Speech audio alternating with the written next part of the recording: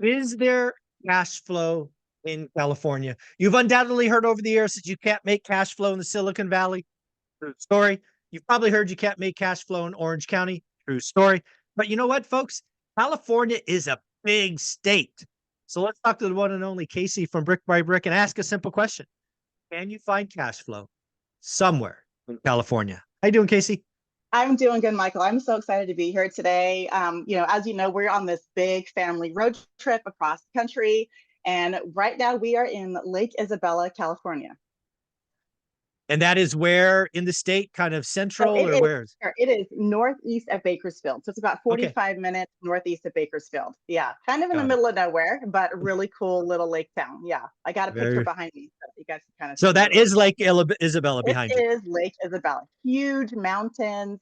Lake is beautiful, small, very small town. Very cool. So when we're saying small town, are we talking 10,000, 25,000? What are we Like talking?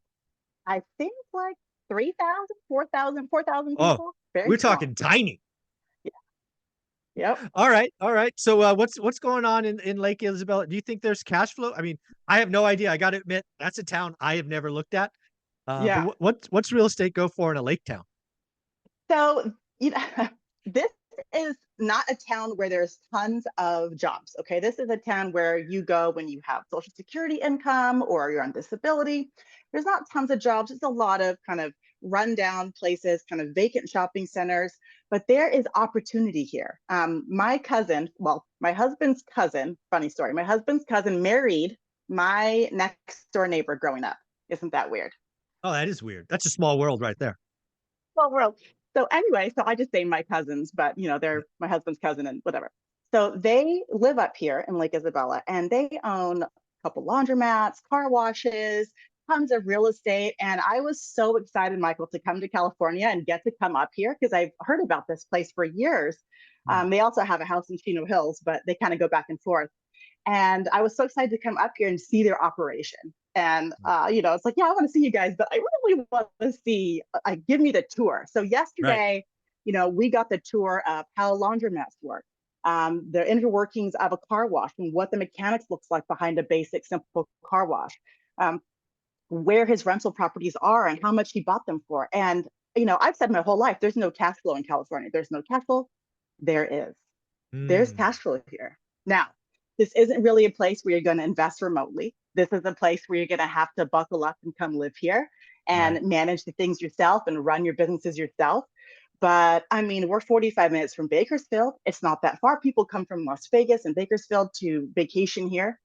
Mhm. So it's not like there's nothing happening here, but mostly it's a summer, lake town. There's no snow, but it is really cool to see that there is cash flow here.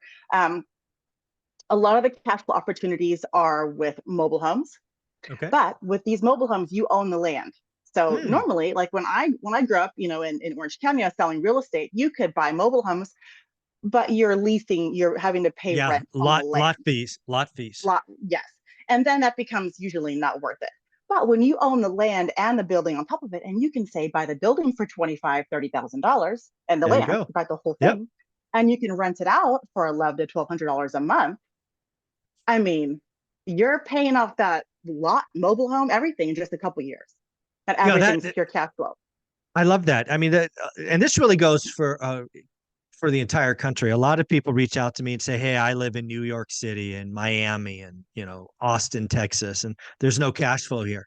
And what I keep telling them is, you know, same for me, right? Silicon Valley has a cash flow in 25 years, probably 50 years. But if you get in your car, draw a map. I had to go 2.5 hours away to find true cash flow. There are cash flow, even in California, even in New York, even in Florida. And Lake Isabella, again, know nothing about it. But if you could buy a property that has a property with a trailer on it, mobile home, excuse me, that's already connected, maybe it's run down a little bit, you can pick it up for 35 or 40 grand. And then you can turn around and rent it Section 8 for 1,100. Cash flow, cash flow, cash flow. I mean, it's simple math. It's so easy, and it's just it's great for those of us who don't come from money, who don't have family helping them out, and you want to live in California, you want a simple life, and you want to own some real estate. You can come up here, you can buy a mobile home with the land, with a septic tank on a well or connected for $25,000, put a little Hmm. sweat equity to it, and in a couple of years, the entire thing is paid off 100%. And let me ask you a question. If you've got no debt on a property that's producing rent, is that a good thing? Yes, I think it is. Yes, it's so freeing, and my cousin's like, yeah, we don't have any debt and we had all this stuff. It's like, oh my gosh, Wow. like, that's amazing. So it Yeah. was really cool. And Go go ahead. ahead. I got to take my son Jace on this tour. He wanted to go, and Juliet didn't want to come, but Jace came, and Blake's dad came up too, and he came on the tour. And my cousin Mark was like, "Hey, let me show you guys some really rundown places." We're like, "Okay, let's go." So we went into this abandoned building, and it was abandoned, and there were homeless people living in it. And Jace pops his little head in, and Mark's like, "Hello, anybody here? Anybody here?" And finally, some guy goes, "Yeah, I'm here." After he goes, "I'm not going to call the cops," but my cousin knows all the homeless guys in the town, and there aren't that many, there's just a Wow. few, and he knows them all.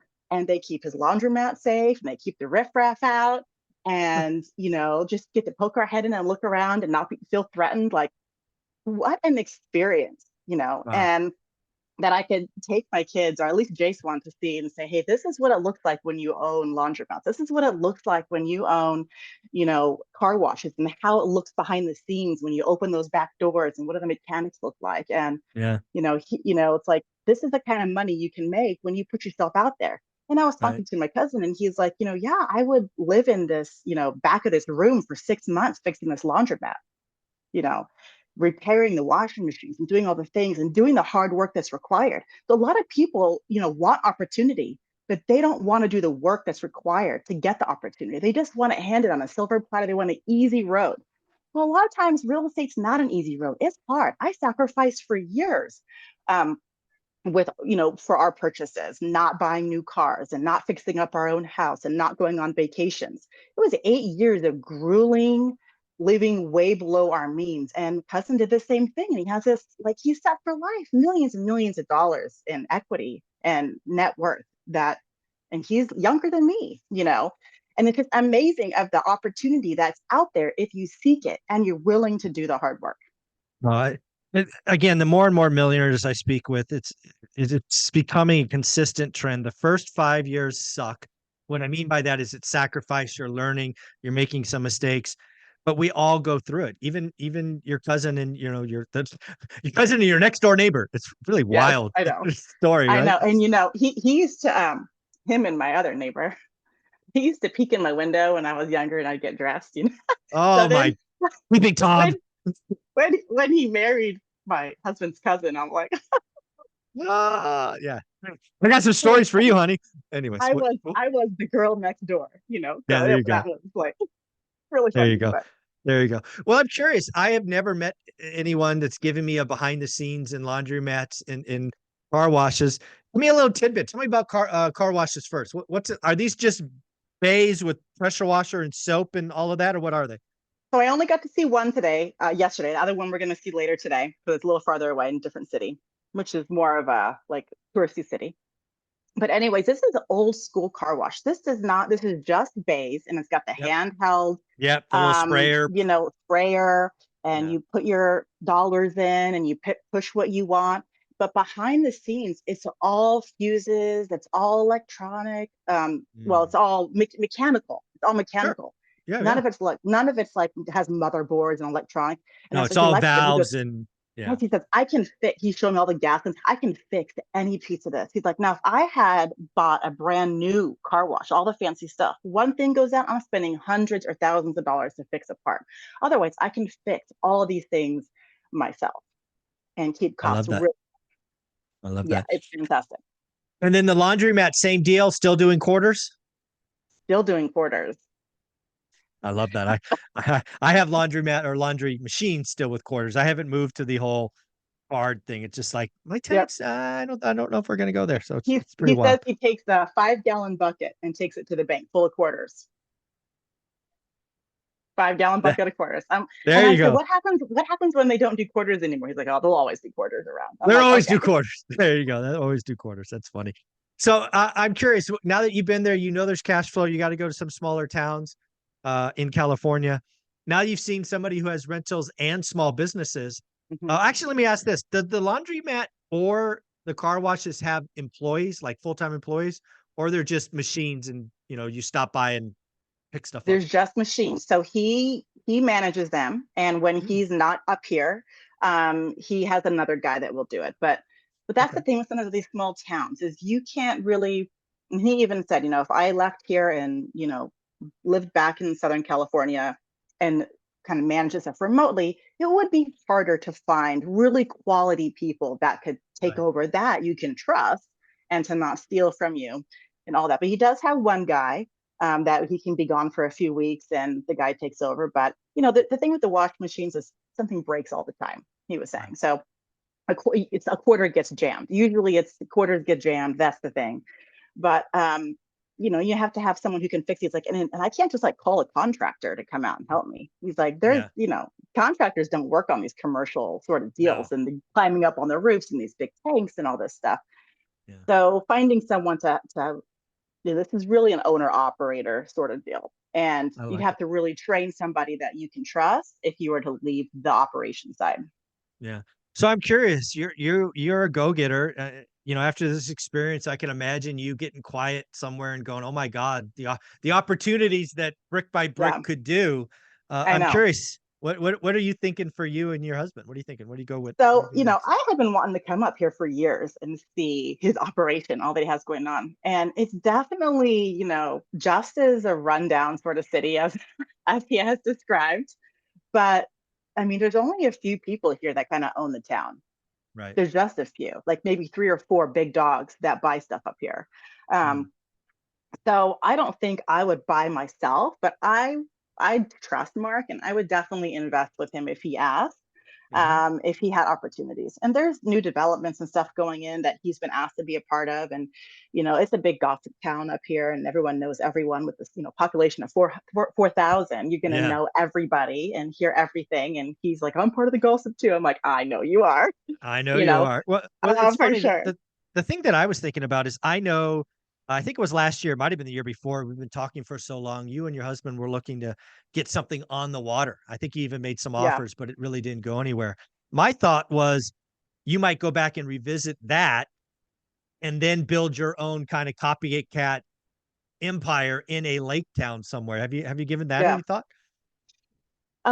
No, I just got so jaded with the whole lake house thing that Ah, I really wanted, but I mean, we're not real happy in Memphis. Memphis is a great investment place, but I still don't like living there. Technically, I live in Germantown, but if I could pick up where I live in Germantown and move it to a bigger city that was not yeah. Memphis, I'd be happy. So Mm. I would like to own other things besides long-term rentals. I'd like to own a car wash or a laundromat or something like that to just diversify That's into something different. that's what But I'm I thinking. know I know I'd have to be there, and so I don't want Yep. that to be Memphis. So I haven't really dived into or dove into looking in Memphis for those opportunities because I don't want to be there forever. No, I It's like, I am I think it's gonna? gonna be somewhere else. That's that's Yeah, what I yeah, that's what I think is gonna happen. You're going on this journey with the family, homeschooling, all of that. I think you're gonna bump into your own Lake Isabella yeah. somewhere. I'm looking And for it, Michael. That's part of the I reason why I'm doing this. I'm looking yeah, for like where are we gonna be next? Yeah, you're right on. yeah, I knew where you were going. I Yeah, could see those wheels spinning yeah, because yeah, I think that's a really eye-opening thing. Again, I think if you're gonna be in a small town, to your point, you gotta be a self-manager, you gotta be around. I do think you diversify, you set up the infrastructure. And yeah, picking up stuff for 25 grand that rents for 1100. Hello. cool. Yeah. Yeah, it makes a lot of sense to me. So, any other kind of closing thoughts? Maybe tell the family where you're going next. What's going on? So yeah, so next, so we'll be here for a few days. I'm going to check out more of his operation later today Of and course do you lake are. stuff. I mean, that's why I'm here.